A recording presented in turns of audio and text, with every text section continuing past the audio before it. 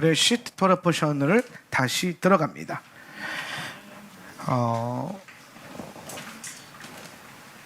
토라는 하나님이 우리에게 날마다 비처럼 내려주시는 축복입니다. 이 축복이 우리에게 필요한 이유가 있어요. 하나님의 복이 우리에게는 필요합니다. 우리 하나님은 복 주시는 하나님이시죠. 하나님께서는 당신께서 당신의 형상대로 창조된 모든 피조 세계를 보시기에 좋았더라라고 하셨어요. 그 좋았더라가 아름다웠다라고 오늘 본문에 기록되어 있는데, 그게 히브리어로 토브예요. 토브. 주님께서 토브하셨다는 거예요. 하나님께서 창조된 모든 피조 세계를 보시고 토브하셨다라고 말씀하셨을 때, 이 토브라고 하는 이 단어는 단순히 아름답다, 좋다, 보기에 좋다 이런 의미를 넘어서는 것입니다. 오늘 우리가 토브를 이해하기 있어서 제일 가까운, 우리가 이해하기 쉬운 방법은 여러분이 하나님이 창조한 아름다운 자연의 광경들을 처음 접했을 때예요. 한라산의 정상에서 내려다 보이는 주님의 피조 세계들, 제가 좋아하는 주상절리에서 쑥쑥이 올라와 있는 바위들과 바다의 파도들과 그 장엄한 광경들, 미국에 계신 분들은 막 그랜드 캐년 좋은 거 다 나오죠. 유대 광야, 아랍 광야, 하나님이 우리에게 허락하신, 주님이 창조하신 아름다운 세상을 보게 될 때 우리는 와 좋다 하고 감탄을 하게 됩니다. 예. 그런 느낌이죠. 와 진짜 좋다 이런 느낌이죠. 그냥 만들어 놓고 보시기에 좋았더라 이런 게 아니라 하나님께서도 동일하게 감탄하시는 거예요. 당신께서 창조하신 그 피조세계를 보시고 너무 흡족해 하시고 와 진짜 좋다 이렇게 감탄을 하시는 거예요. 예. 근데 여러분 생각을 해보세요. 제가 이 말씀을 준비하면서 그런 고민을 해봤어요. 하나님은 왜 당신께서 만드신 세상을 보고 그렇게 좋아하셨을까? 자화자찬인가? 라는 생각을 해봤어요. 당신께서 만드신 거잖아요, 그죠? 예. 근데 와 좋다라는 거예요. 그냥 하나님이 잘 만드셨기 때문에 주님이 좋아하셨을까?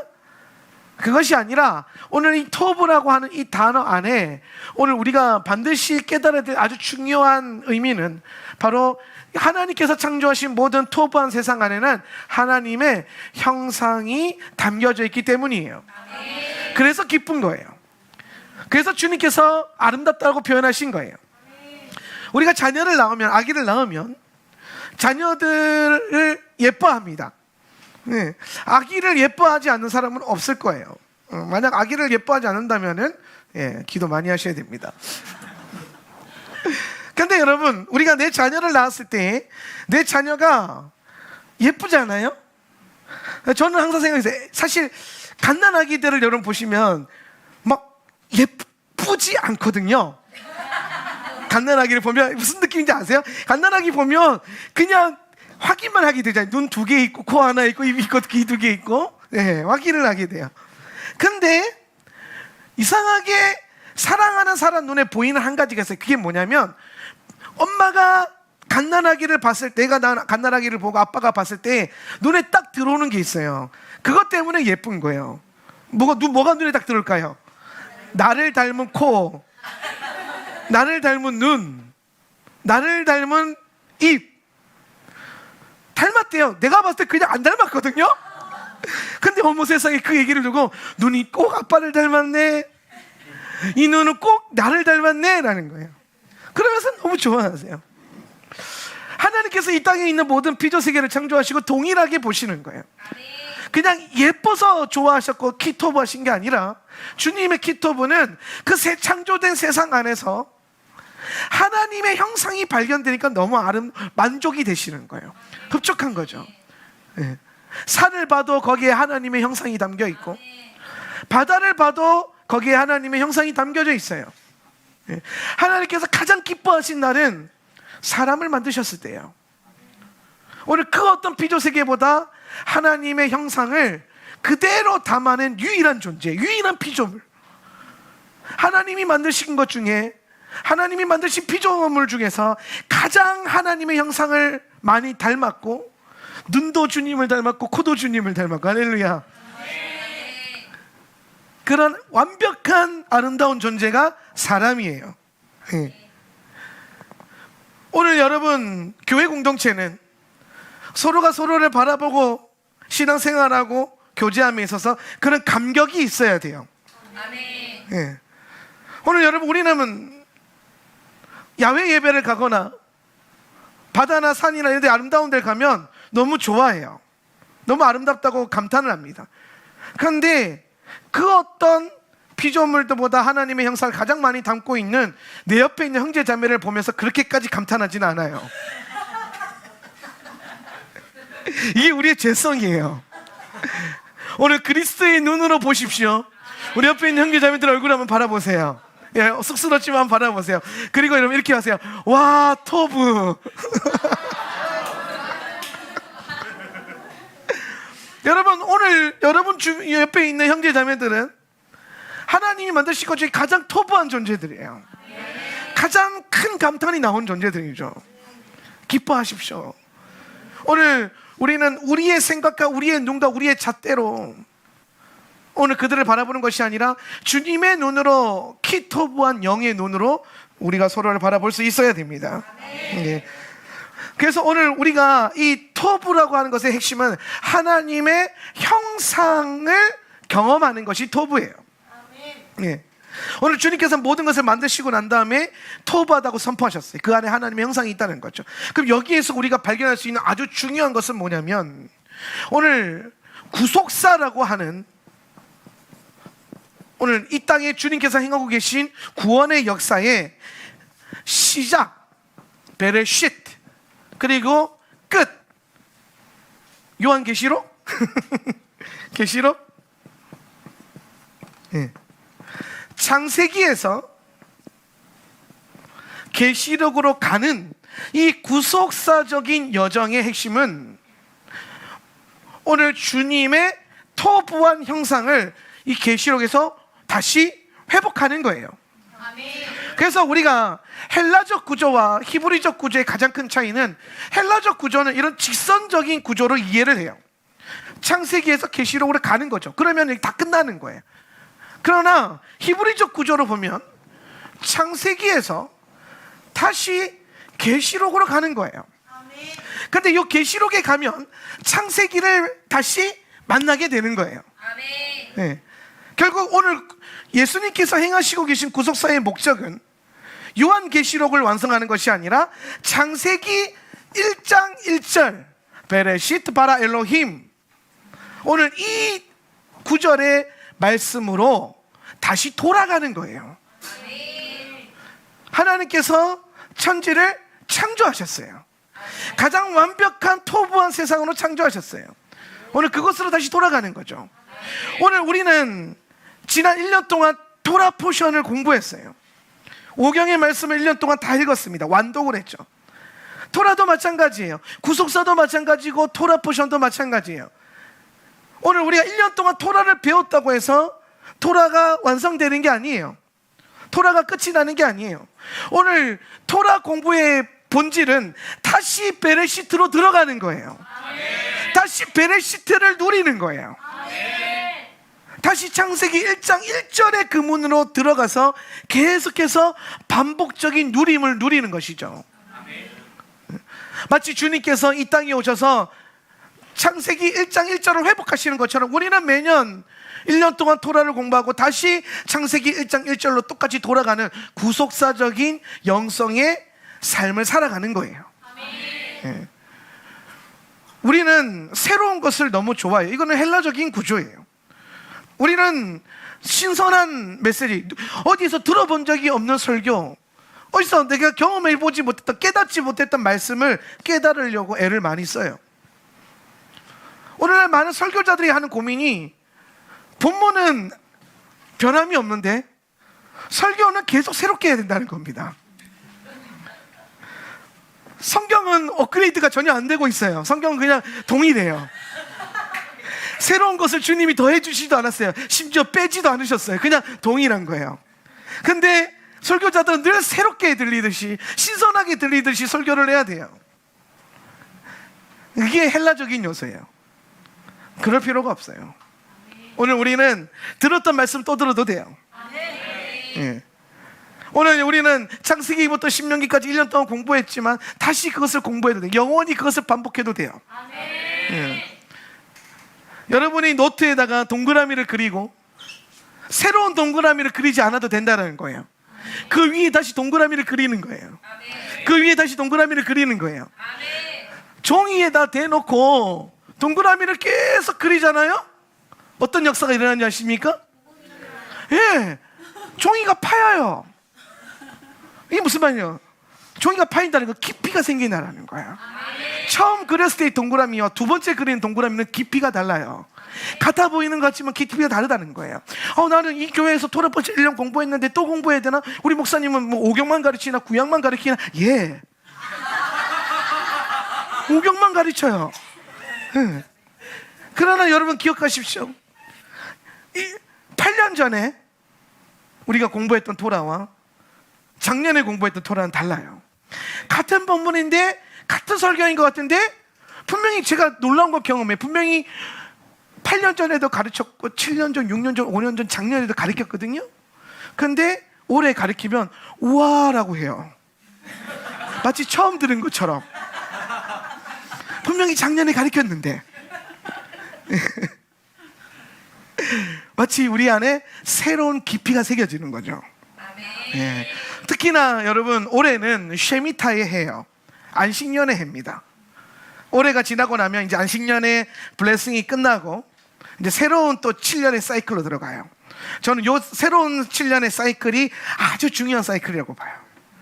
요셉의 창고를 채우는 기간입니다. 예. 쉐미타가 끝나고, 그러니까 우리로 치면 5, 7, 8, 3년이 되겠죠. 이때부터의 7년을 잘 카운트하십시오. 예. 아무튼 그러나 이 쉐미타 해에서는 안식년에서 우리가 무엇을 중요하게 해야 되냐면 다시 토라를 공부하면서 우리 안에 있는 새로운 하나님의 시스템을 세팅해야 돼요. 그래서 제가 5, 7, 8, 2년 쉐미타를 묵상하면서 하나님께 달아주신 단어가 있는데 그게 뭐냐면 리셋이라는 단어예요. 리셋. 리셋. 새롭게 세팅되어지는 것들. 같은 말씀이지만 하나님께서는 이 안식년에는 오늘 세미타 해에는 오늘 여러분에게 묶여있는 것들을 자유케 할 것이고 눌려있는 것, 막혀있는 것들을 풀어내실 것이고 예. 오늘 제한되어 있던 것들이 그 담이 허물어지면서 여러분의 삶 가운데 오늘 성경에서 말하고 있는 것처럼 열매 맺는 삶과 증가되는 삶들이 일어날 것입니다. 오늘 그것에 대한 예언적인 표징들이 여러분의 삶과 교회 가운데 일어날 거예요. 우리는 증가와 확장의 때 오늘 무엇을 위한 다가올 7년의 블레싱을 담아낼 그릇을 준비하는 오늘 엄청난 리셋의 때가 있어요. 그래서 올 한 해에는 뭐 우리가 했던 건데 뭐 했던 거에 아니에요. 새로운 깊이에요. 새로운 셋업이에요. 오늘 이것이 여러분 안에 좀 견고하게 새겨지길 예수님의 이름으로 축원합니다. 예. 저는 베레시트를 시작하면서 어떤 말씀으로 여러분에게 처음 토라를 다시 시작할까라고 고민하는 가운데 하나님이 제게 주셨던 것은 축복이라고 하는 이 단어였어요. 베라카라고 하는 단어. 복 주시는 하나님. 우리 하나님은 복 주시는 하나님이에요. 오늘 우리에게는 하나님의 복이 필요해요. 왜냐하면 하나님의 복이 임해야 우리의 삶 가운데 하나님의 토부를 완성할 수 있어요. 예. 오늘 여러분의 삶 가운데 하나님의 형상이 회복되어지고 오늘 우리의 삶 가운데 하나님의 역사가 나타나려면 하나님이 먼저 우리에게 복을 주셔야 돼요. 우리가 열매 맺고 증가되고 확장되고 번성하려면 하나님이 여러분에게 먼저 복을 주셔야 돼요. 오늘 성경을 읽었던 것처럼 오늘 여호와 하나님께서 우리에게 복을 주시며 축복하시며 이르시되 생육하고 번성하고 땅에 충만하라. 열매 맺고 증가하라는 거예요.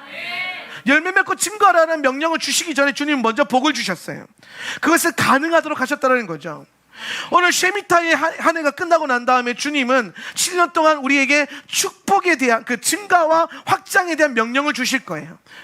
그러면 올 한 해는 뭘 합니까? 오늘 주님께서 그 이루실 열매 맺음과 증가를 담아낼 수 있는 복을 받는, 복이 되는, 제가 말했잖아요. 내 밥그릇은 내 밥그릇이야. 내 복그릇은 내가 같이 챙긴다. 네. 밥그릇이 아니라 무슨 그릇? 복그릇. 할렐루야. 네. 밥그릇이 아니라 복그릇을 챙겨야 돼. 복그릇을. 예. 남들이 떠먹여주지 않아요. 같이 묻어가는 것도 아니에요.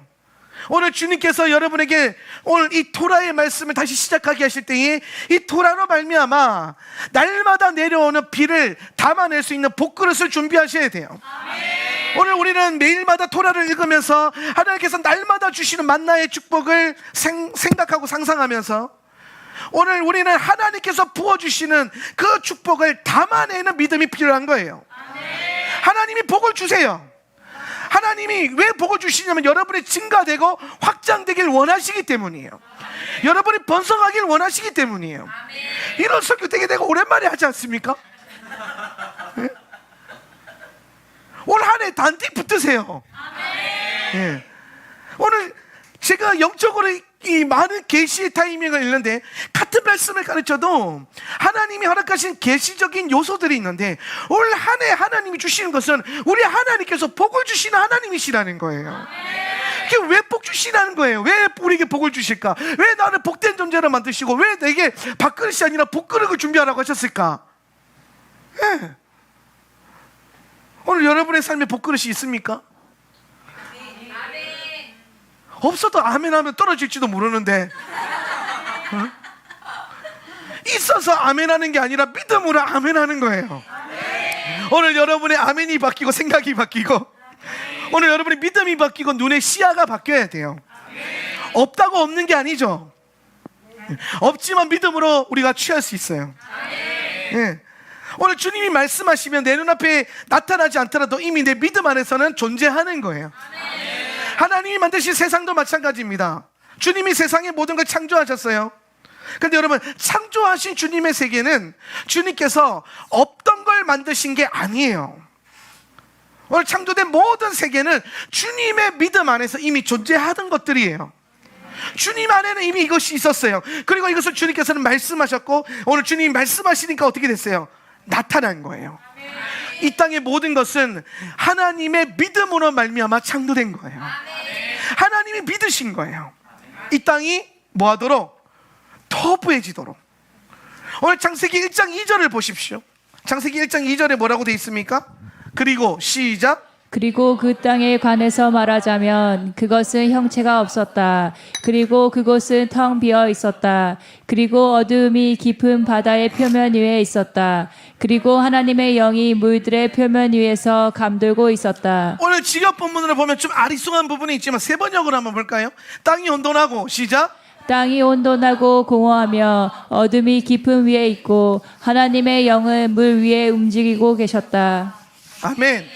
오늘 하나님이 창조하기 이전의 세상을 우리는 세 단어로 이해해 볼 수 있어요. 하나님이 창조하기 이전의 세상, 그것은 바로 혼돈, 그리고 공허, 그리고 어둠이에요.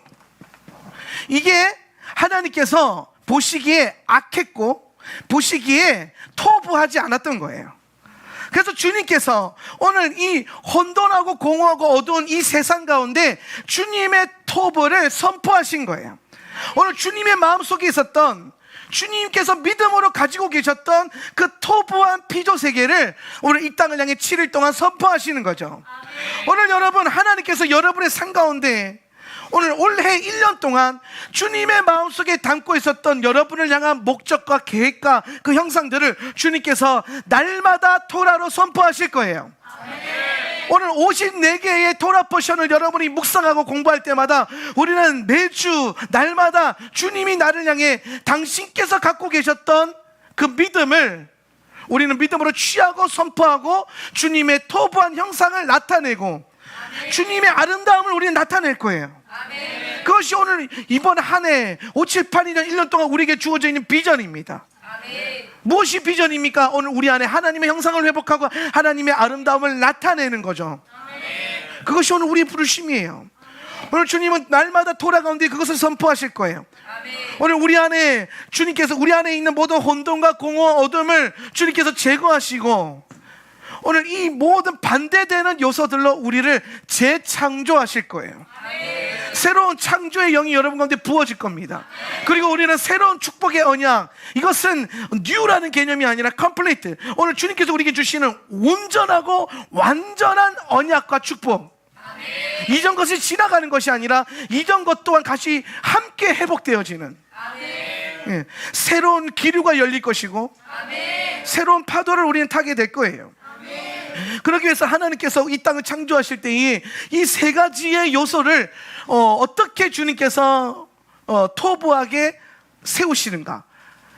오늘 주님께서는 이 땅을 창조하실 때에 세 가지의 원리로 이 땅을 창조하세요. 근데 그 세 가지의 원리가 주님께서 보시기에 좋지 않았던 이 세 가지를 극복하고 채워가고 이것들을 무너뜨리고 여기에 주님께서 새로운 것들을 리셋하는 거예요. 예. 여러분 보세요. 원래 이게 있었어요. 세상이, 이러한 세상이 있었어요. 근데 주님께서 창세기 1장에서 새로운 세상을 주님께서 리셋하시면서 창조하시는 거예요. 근데 그 창조의 원리가 이 세 가지를 제거하는 거예요. 이 땅에서. 그것이 하나님의 목적이에요. 오늘 그렇게 본다면 우리가 이것들을 묵상해 볼 수 있어요. 하나님께서는 오늘 우리가 이 땅을 살아갈 때에 혼돈하지 않기를 원하세요. 혼란스럽지 않기를 원하세요. 오늘 예수님의 이름으로 축원하는 것은 여러분의 삶 가운데 여러분을 혼란스럽게 만들고 혼돈하게 하는 것들을 제거되는 은혜가 있기를 예수님의 이름으로 축원합니다. 과감하게 제거하세요. 하나님의 말씀을 다시 붙드세요. 오늘 이 하나님의 질서를 받아들이십시오. 혼돈에 반대되는 하나님의 창조의 원리가 바로 질서예요. 질서. 여러분 생각을 해보세요. 주님께서 만드셨다, 창조하셨다, 빛을 비추셨다. 이것은 넓은 의미로 보면 혼돈스러운 이 세상 가운데 주님께서 뭐 하신 거예요? 그 혼돈을 질서를 세우시는 거예요. 질서. 엉키고 설켜있던 그 혼란스러운 세상에 주님께서 거룩한 질서를 세우시는 거예요. 그래서 오늘 창세기 1장을 여러분이 좀 깊이 있게 예리하게 날선 검과 같이 보신 분들은 묘한 단어 하나가 훅 하고 꽂힐 수 있어요. 그게 뭐냐면 창세기 1장 4절, 1장 6절, 1장 10절, 1장 14절에 나오는 말씀인데요, 1장 4절의 말씀을 한번 먼저 보겠습니다. 창세기 1장 4절 말씀. 그리고 하나님께서 시작. 그리고 하나님께서 그 빛을 그것이 아름답다고 보셨다. 그리고 하나님이 그 빛과 그 어두움 사이에 나누임이 있게 하셨다. 여기서 무엇이 예리하게 들어옵니까? 그렇죠, 나누임이요. 대단한 분들이네요. 수준이 상당. 보통 그러면 아름답다 막 이런 것들 뭐 빛 뭐 이런 것들을 생각하실 텐데 바로 나누임이라는 단어, 히브리어로 바달이라고 하는 단어예요. 바달이라는 단어인데요, 바야브델. 그리고 그 주님께 그가 나누셨다라는 거예요. 예, 나눔. 그러니까 하나님의 창조 세계. 하나 더 볼까요? 1장 6절 말씀. 그리고 하나님께서 시작. 그리고 하나님께서 말씀하셨다. 물들 가운데에 넓은 공간이 있으라. 그리고 물들과 물들 사이에 갈라짐이 있으라. 여기서 무슨 단어예요? 갈라짐. 똑같은 단어예요. 바달.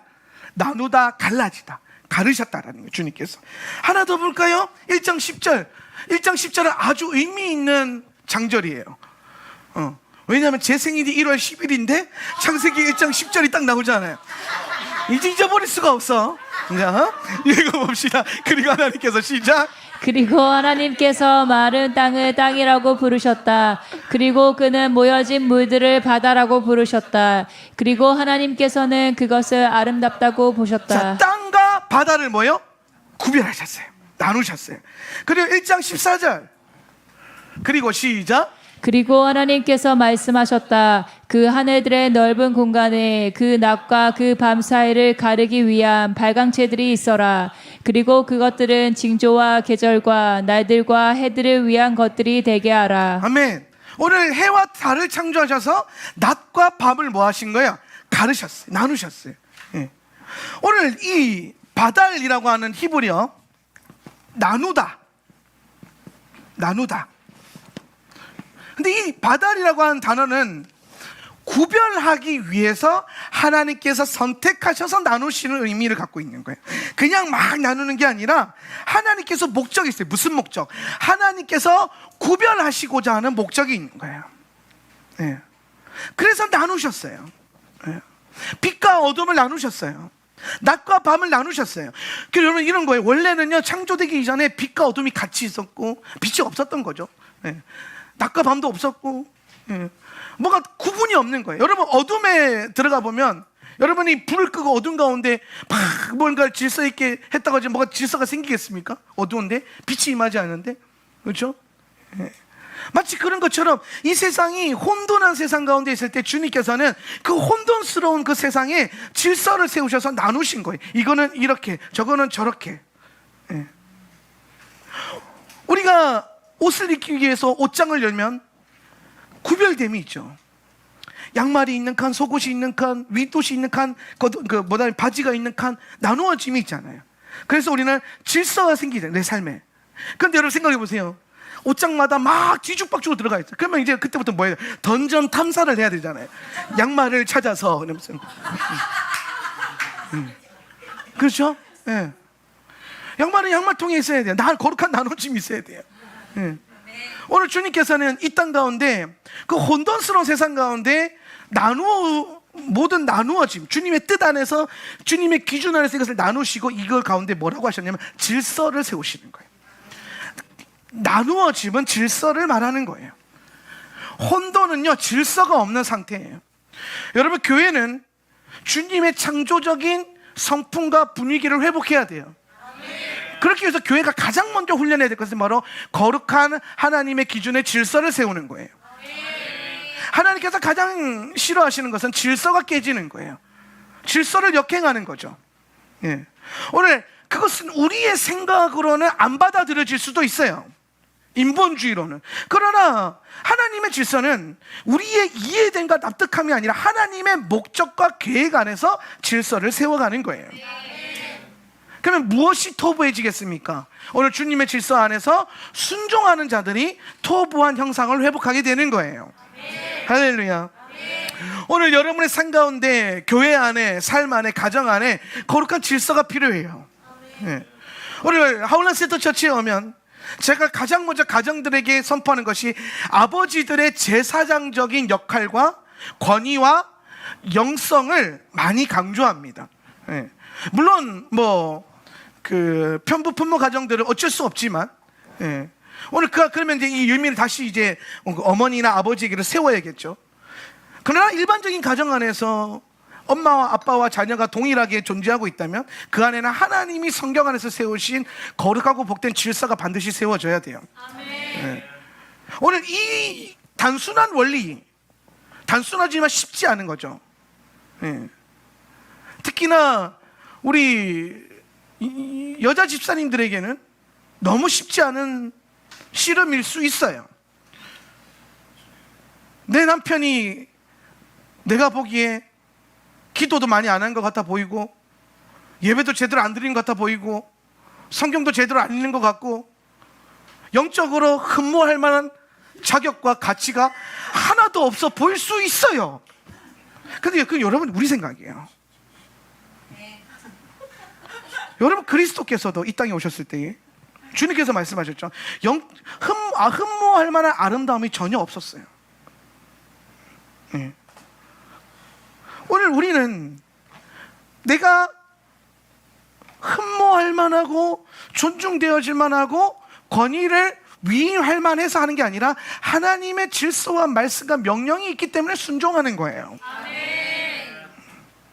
오늘 우리는 늘 그런 씨름이 있어요. 내가 옳은 대로 행동할 것인가, 말씀을 신뢰함으로 순종할 것인가. 이 영역에 대한 모든 영역의 씨름들이 있을 거예요.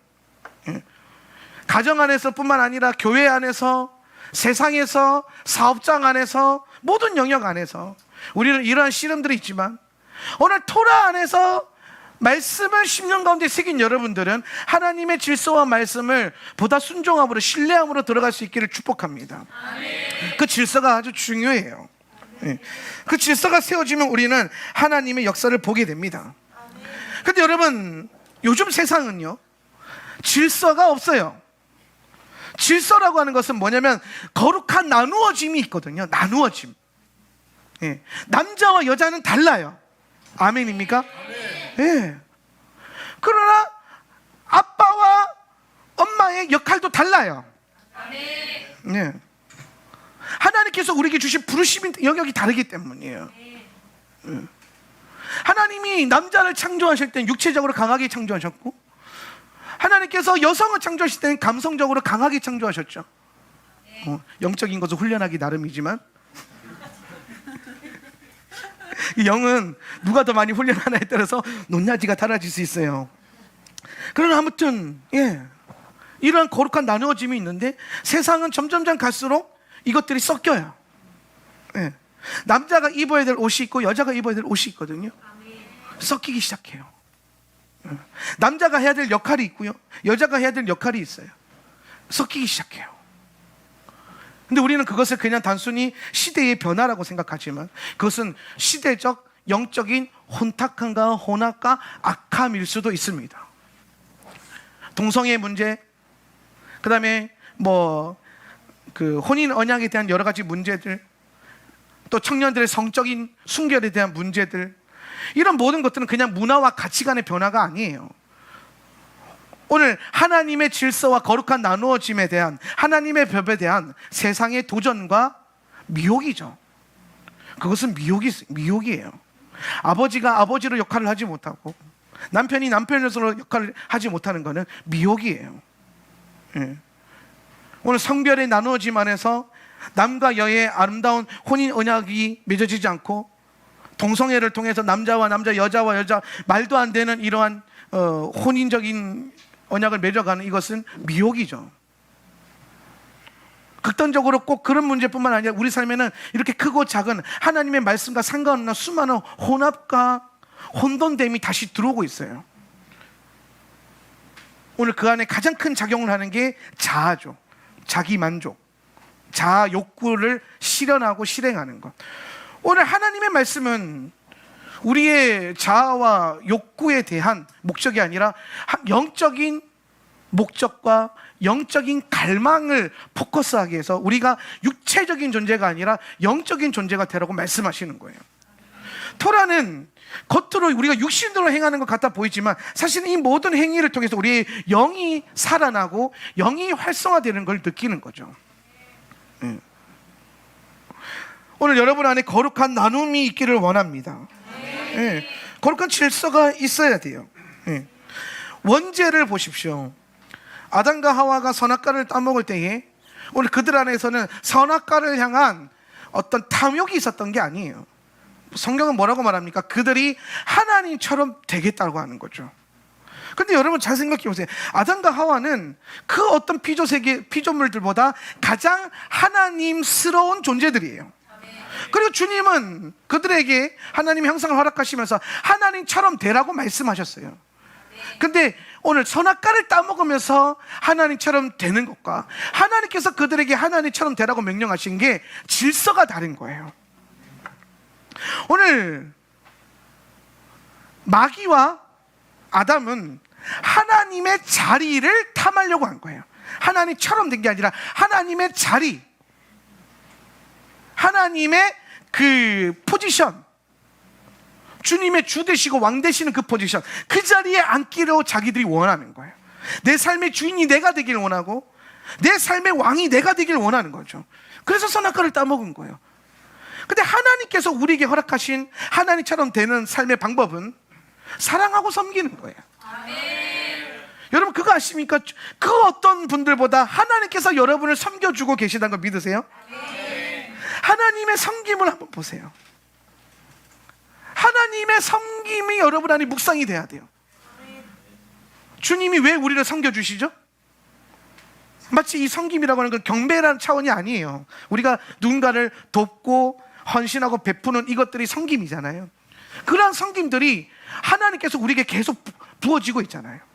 하나님이 여러분의 삶을 섬겨주고 계시잖아요. 왜 그렇죠? 그분은 섬김 받기에 합당하시고 경배 받기에 합당하신데 왜 그분이 도리어 우리를 섬겨주고 계십니까? 사랑하기 때문이죠. 오늘 우리가 만약에 이 원리를 깨달아서 형제 자매들을, 오늘 내 가정 안에 있는 내 아내와 남편과 자녀들을, 혹은 성도들은 목회자는 성도를 그렇게 사랑하고 섬긴다면, 오늘 주께서 우리를 사랑하고 섬기듯이 우리도 하나님처럼 돼서 섬기고 사랑할 수 있는 거예요. 오늘 주님의 섬김과 사랑에는요, 대가를 원하지 않으셨어요. 내가 너에게 이렇게 해줬으니까 너 나에게 이렇게 해야 돼 라고 하셨나요?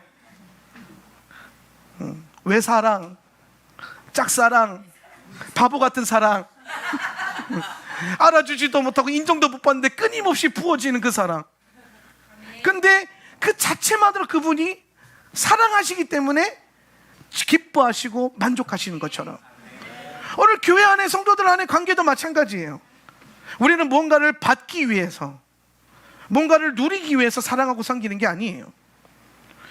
우리가 서로 사랑하고 섬겨줄 때에 나중에 내가 그걸 더 많이 받기 위해서 사랑하고 섬기는 게 아니죠. 인사를 받기 위해 사랑하고 섬기는 게 아니죠. 인정을 받기 위해서 사랑하고 섬기는 게 아니에요. 그냥 사랑하기 때문에 섬기는 거죠. 오늘 여러분이 그렇게 살아간다면 여러분은 하나님의 형상을 이루는 거예요. 다른 게 하나님의 형상이 아니에요. 사랑하십시오. 그리고 섬겨주세요. 그리고 바라지 마세요. 인사도 바라지 말고, 인정됨도 바라지 말고, 대가도 바라지 마세요. 나는 니한테 이만큼 해도 니는 왜 나한테 안 해줘? 그거는 주님의 사랑이 아니에요. 그냥 부으세요. 그 서로가 서로에게 막 붙는 존재들이 돼보세요. 그 누군가 나에게 또 그렇게 부어주겠죠. 내가 원하든 원하지 않든 그렇게 하나님의 나라가 증가되고 확장되는 거예요. 오늘 질서를 따라갈 때에, 하나님의 거룩한 나뉘어짐을 순종할 때에 우리는 나도 모르게 그런 축복들을 누리게 되는 거예요. 오늘 혼돈스러운 이 세상 가운데 주님은 질서를 부여하셨고 거룩한 나눔이 있게 하셨다는 거예요. 이거는 어떠한 계급이나 높고 낮음이 아니에요. 부르심에 대한 문제예요. 부르심에 대한 문제죠. 네. 오늘 여러분의 리더들을 사랑하고 존중하고 그들을 섬기는 것은, 또한 리더들이 또 여러분을 섬기는 것은 리더가 더 높은 자리에 있기 때문이 아니에요. 부르심의 문제죠. 네. 부르심의 자리에 그게 있는 거예요. 우리는 그런 거룩한 질서를 우리 삶 가운데 세워갈 때 주님의 터부한 형상을 회복하게 될 것입니다. 두 번째는 창조적인 원리는 요거 보면 나와요. 두 번째 단어가 공허잖아요. 공허. 하나님은요, 이 땅이 공허한 걸 원치 않으셨어요. 그래서 주님께서는 이 땅이 거룩하게 하나님의 형상과 하나님의 아름다움으로 채워지기를 원하셨어요. 그래서 거룩한 채워짐이 있는 뭐예요? 번성이에요. 번성. 이것은 단순히 여러분의 어떤 통장 잔고의 계좌에 동그라미 하나가 더 늘어나는 게 아니에요. 이 번성은, 여기서 말하는 주님의 번성의 목적은 하나님의 아름다움이 온 땅에 채워지는 거예요. 거기에 여러분의 재정이 필요하다면 재정이 증가가 될 것이고, 여러분에게 건강이 필요하다면 건강이 더 강해질 거예요. 여러분 강건하게 되실 겁니다. 거기에 여러분의 성품이 어떤 것들이 필요할 거예요. 아무튼 중요한 것은 하나님께서는 이 땅에 주님의 아름다움과 주님의 형상으로 채워지기를 원하셨다라는 거예요. 그래서 하나님께서 여러분의 삶을 채우시는 거예요. 여러분의 삶이 궁핍하고 결핍되어 있고 부족하게 두시는 게 아니라 그 안에 주님의 것들이 채워지기를 원하시는 거예요. 그러나 때로는 주님께서 당신의 영을 들이붓기 위해서 우리의 육신의 일부를, 육적인 물질적인 일부를 결핍된 상태로 두게 하실 수도 있어요. 왜냐하면 주님이 그 안에 더 많이 채워지기 위해서. 그래서 우리는 사실 끊임없는 자기 비움이 있어야 돼요. 하나님께서 여러분의 삶에 필요한 물질을 부어주실 거예요. 하나님께서 여러분의 창고가 차게 하실 거예요. 하나님께서 여러분의 땅이 기름지게 하실 거고, 여러분이 하는 사업이 잘 되게 하실 겁니다. 근데 우리의 목적은 그걸 채우고 넓히고 잘 되게 하는 게 있지 않다는 거예요. 오히려 반대로 우리는 뭘 하냐면, 하나님께 부어주실 때 자꾸 그거를 비워내서 그 안에 물질이 내 안에 물질이 담기는 게 아니라 하나님의 영과 사랑과 하나님의 은혜가 담기게끔 만들어야 돼요. 그럼 여러분 어떻게 되는지 아세요? 그럼 또 주님의 물질이 채워져요. 그럼 나는 또 그걸 보고 영을 탐해요. 그럼 더 많은 물질이 채워져요. 이게 깨달아져야 돼요. 제가 늘 말하는 게 있어요. 영을 부으면, 영을 심으면 물질을 얻어요. 근데 물질을 심으면 더 큰 물질이 오는 게 아니에요. 하나님 나라는 돈 놓고 돈 먹기가 아니라니까요. 헌금과 드려지면요, 내가 뭐 이만큼 헌금했으니까 더 주시겠지가 아니에요. 더 큰 은혜를 주실 거예요. 예, 더 큰 은혜를. 그런데 내가 그 은혜 안에서 내가 영을 심잖아요. 그러면 하나님께서 뭐예요? 더 많은 물질을 부어주시는 거예요. 예. 여러분이 우리의 삶이 번성하려면 반드시 들어와야 되는 요소가 뭐냐면 하나님의 복이에요. 예. 여러분, 복은요 물질이 아니에요. 우리가 이걸 이해해야 되게, 복은 물질적인 영역이 아니라 이건 영적인 영역이에요. 영적인 영역.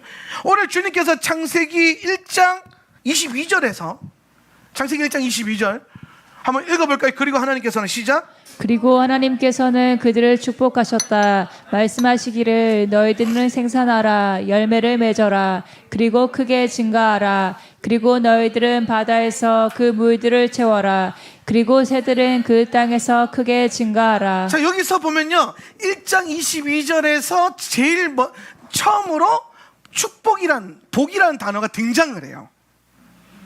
여기서 주님께서 쓰신 이 복이라는 단어가 바라크, 베라카, 바라크예요.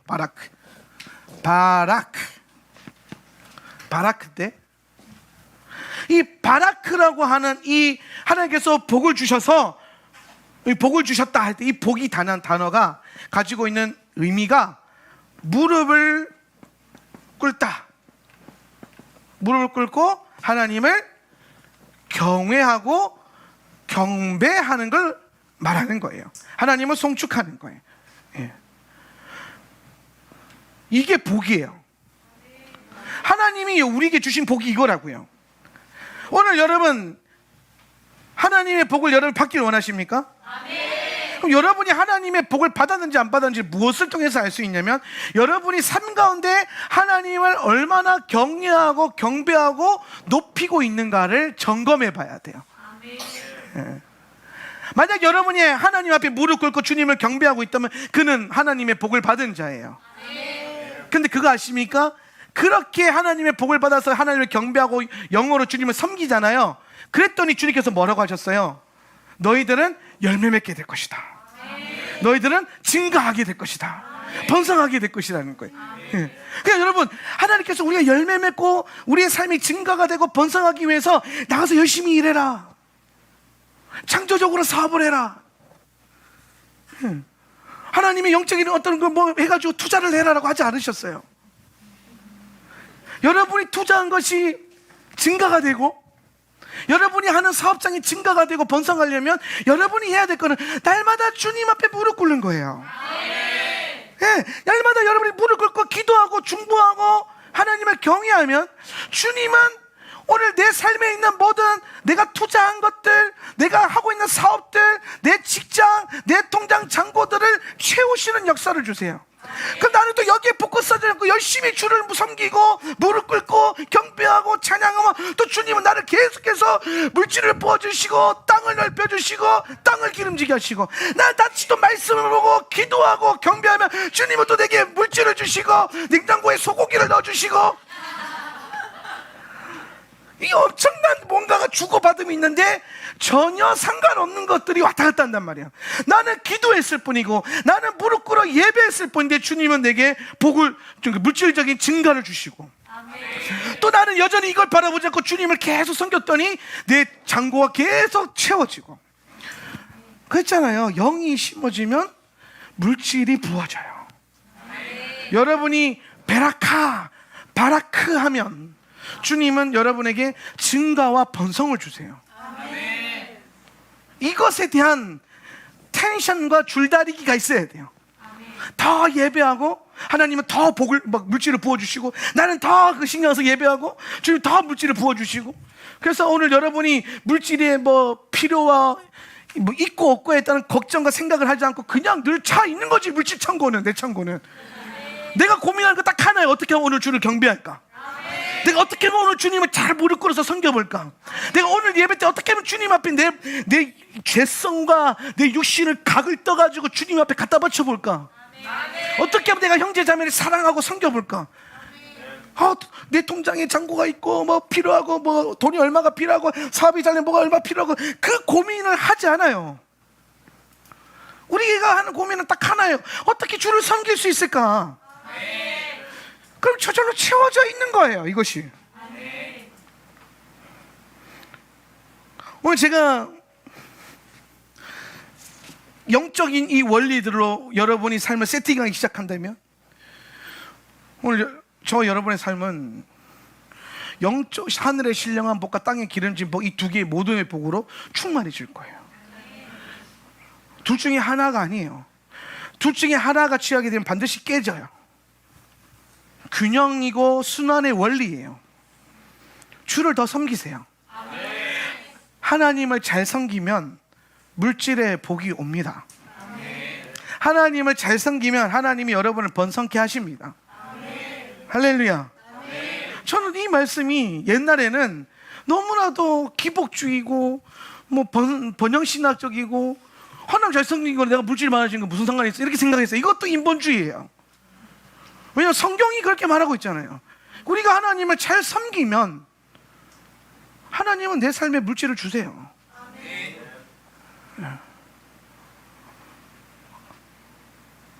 오늘 내가 내 삶에 내 창고가 채워지기 위해서 나는 열심히 사업을 하고 일을 하는 거에 포커스를 맞추는 게 아니라 하나님을 어떻게 잘 섬겨볼까 여기에 포커스가 맞춰져야 돼요. 그리고 하나님이 어떻게 채우시는가를 보는 거죠. 그리고 그렇게 증가되는 거예요. 하나님은 여러분의 삶에 많은 열매가 맺히기를 원하세요. 하나님은 여러분의 삶이 공허하기를 원치 않으세요. 하나님은 여러분의 냉장고가 공허하기를 원치 않으세요. 그렇다고 썩기를 원치 않으세요. 나눠주십시오. 하나님께서는 우리의 삶을 채우실 거예요. 근데 그 채워짐은 하늘의 신령한 복이 먼저 내려와야 돼요. 이스라엘에 가면 건기를 지나는 이 유대 강야는 그냥 황량한 사막입니다. 근데 우기가 딱 지나잖아요. 하늘에서 그냥 비가 한 번 왔을 뿐이에요. 근데 그 황량한 사막에 아무것도 없는 사막에 풀들이 돋아나고 나무에 열매가 맺혀요. 뭐가 내려왔을 뿐입니까? 비가 내려왔을 뿐이에요. 마찬가지예요. 오늘 여러분이 하나님을 경배하고 예배하고 기도하고 말씀을 볼 때 오늘 우리의 삶에 주님의 비가 내려오는 거예요. 여러분이 날마다 토라를 펴서 읽을 때에 이 토라는 비처럼 우리의 삶에 내려오는 거예요. 열매 맺으려고 애쓰는 게 아니라 황량한 사막에서 열매 맺으려고 암만 노력해봤자 안 맺혀요. 비가 내려와야 돼요. 비가 내려와야 돼요. 비를 내리게 하는 열쇠가 여기에 있는 거예요. 하나님을 섬기고 말씀을 펴서 보는 거죠.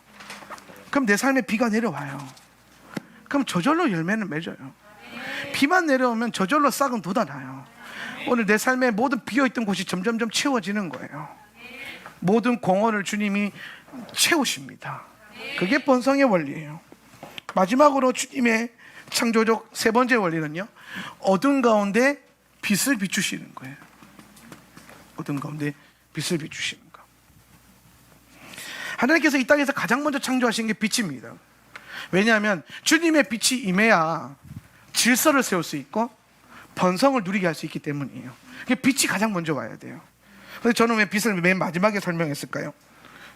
이 빛이 결론이기 때문이에요. 오늘 주님께서 비추셨던 그 빛은 창세기 1장 1절에서는 이 빛이 주의 보좌에서부터 비춰지는 빛이에요. 여러분이 오해하지 말아야 될 것이 뭐냐면 하나님께서 어둠 가운데 빛을 창조하신 게 아니에요. 빛이 어떻게 하셨어요? 있으라고 하셨어요. 근데 이 빛은 마치 주의 보좌와 이 땅이 커튼, 저는 커튼이 있죠. 저는 커튼으로 이렇게 가로막혀 있어서 보좌에 있는 빛이 이 땅에 비춰지지 않아서 저 뒤에 보면 어둡잖아요. 뒤편이 어둡잖아요. 빛이 통과되지 않으니까. 근데 주님이 빛이 있으라 하신 이 사건은 뭐냐면 주의 보좌와 이 땅 사이에 있는 그 어둠이라고 하는 커튼을 주님께서 거두신 거예요. 그래서 보좌의 빛이 이 땅 가운데 저절로 비춰진 거죠. 그게 시작이에요. 주님의 빛이 내려오는 거. 그런데 구약에서는 오늘 주님께서 이 빛을 뭐라고 하셨냐면은 주님의 토라라고 말씀하셨어요. 창세 때는 보좌의 빛이 내려왔고 구약에서는 토라가 그 빛의 역할을 했어요. 출애굽기 34장 29절 말씀에 보면 출애굽기 34장 29절 모세가 읽습니다. 시작. 모세가 그 증거의 두 판을 모세의 손에 들고 시내산에서 내려오니 그 산에서 내려올 때에 모세는 자기가 여호와와 말하였으므로 말미암아 얼굴 피부에 강체가 나나 깨닫지 못하였더라. 아멘. 오늘 모세가 증거 돌판 토라를 들고 내려왔을 때 모세의 얼굴에서는요 빛이 났어요. 예. 오늘 모세의 얼굴에서 빛이 났던 이유가 뭐냐면 하나님을 얼굴과 얼굴로 대면했기도 했지만은 그가 가지고 있던 게 뭡니까? 토라잖아요. 토라. 네. 그 토라를 취하해서 내려왔기 때문에 그 토라가 빛으로 나타나는 거죠. 모세는 토라를 취해서 토라로 완성된 인간이에요. 네. 오늘 모세가 120년에 죽습니다. 이거 마치 하나님께서 인간의 날수가 120년이라고 말했던 그 정확한 날짜를 채우는 거예요. 정확하게 토라를 이루는 그 삶을 산 게 모세예요. 그래서 구약에서는 토라가 그 빛의 역할을 했어요. 신약에서는 요한복음 1장 1절에서 이렇게 말합니다. 요한복음 1장 태초에 시작. 태초에 말씀이 계시니라. 이 말씀이 하나님과 함께 계셨으니 이 말씀은 곧 하나님이시니라. 아멘. 오늘 요한은 요한복음 1장에서 오늘 그 빛이 바로 예수 그리스도임을 증거하고 있어요. 그래서 오늘 우리의 삶 가운데 토라와 보좌와 예수님의 빛이 임하기 시작하면 오늘 우리의 삶에는 주님이 주신 질서와 번성으로 충만해지는 거예요. 요한계시록에 보면 마지막 때 이기는 성도들이 가지고 있는 두 가지 증거가 첫 번째는 예수 그리스도를 증거하는 그 믿음이라고 그랬고 두 번째는 계명을 지키는 것이라고 그랬어요. 이 두 가지죠. 오늘 우리는 우리 안에 예수님의 임재 안에서 걸어야 되고 그리고 주의 토라를 날마다 펴서 우리의 삶의 빛을 비춰야 되고 우리는 주의 보좌를 섬김으로 우리의 얼굴에 해같이 빛나는 역사를 나타낼 거예요. 그게 빛을 우리 가운데 초청하고 끌어당기는 거예요. 그 빛이 내려오면 그 빛이 내 삶에 질서와 번성을 주는 거예요. 할렐루야. 사랑하는 성도 여러분, 우리가 이제 다시 54개의 토라 포션을 읽고 묵상하게 될 겁니다. 거기서 가장 중요한 것은 정말 많은 의미들이 있지만 무엇보다도 오늘 올 한 해 하나님께서 여러분에게 복 주시는 하나님이심이 좀 새겨졌으면 좋겠어요. 근데 그 복이라고 하는 것이 무엇이냐? 물질이 아니라는 거예요. 가장 먼저는 하늘의 신령한 복이 임해야 돼요. 비의 축복이 와야 돼요. 토라가 하늘의 신령한 복이에요. 하나님의 말씀이 여러분의 삶을 촉촉히 적시게 하는 비처럼 내리는 복이 될 것입니다. 그러면 여러분의 삶에 그 모든 공허함이 채워질 거고 모든 혼돈 가운데 질서가 부여될 거고 오늘 주님의 풍성함이 그 토부함이 저와 여러분 삶 가운데 회복되어지게 될 것입니다. 오늘 이것을 바라보면서 578년 한 해를 다시 믿음으로 기대감을 갖고 출발하고 기도할 수 있는 저와 여러분이 되었으면 좋겠습니다.